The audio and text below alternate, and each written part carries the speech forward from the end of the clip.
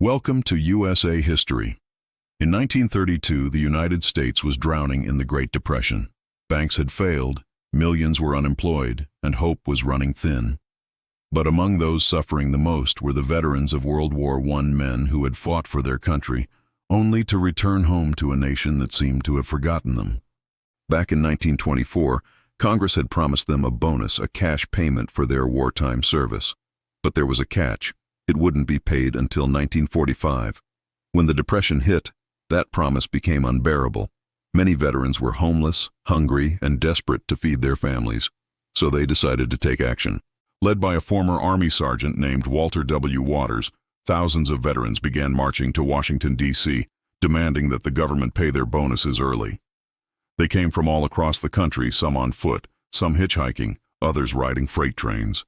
They called themselves the Bonus Expeditionary Force, but the world came to know them as the Bonus Army. By the summer of 1932, over 20,000 veterans had set up camp along the Anacostia River.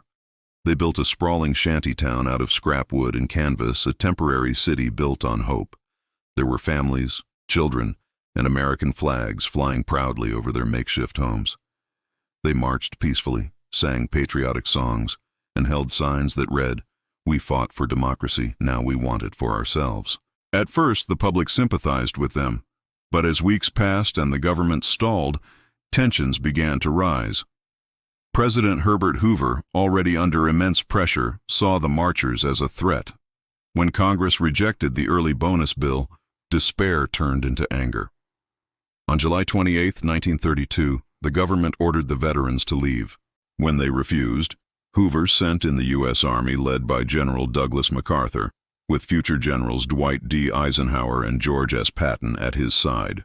What followed was one of the darkest days in American protest history. Soldiers advanced with bayonets and tear gas. Tanks rolled down the streets of Washington. The Bonus Army's camp was set on fire, smoke rising over the Capitol as veterans and their families fled for their lives.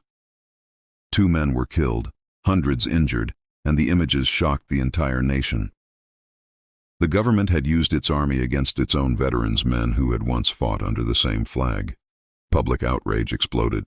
Hoover's reputation was destroyed, paving the way for Franklin D. Roosevelt's election later that year. Roosevelt didn't immediately grant the bonus either, but he treated the veterans with compassion, offering them jobs in the Civilian Conservation Corps instead. Eventually, in 1936, Congress overrode Roosevelt's veto and paid the bonus in full.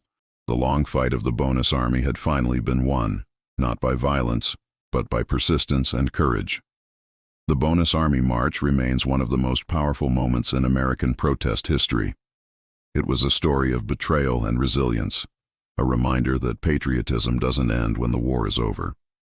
It's the belief that those who serve their country deserve dignity, even in times of struggle. So when we remember the Bonus Army, we remember more than a protest. We remember a march for justice, a cry for respect, and a lesson that still echoes today, that a nation's strength is not in its wealth or weapons, but in how it treats those who fought for it. And if you enjoyed learning about these forgotten heroes, make sure to like, comment, and subscribe for more incredible stories from U.S. history.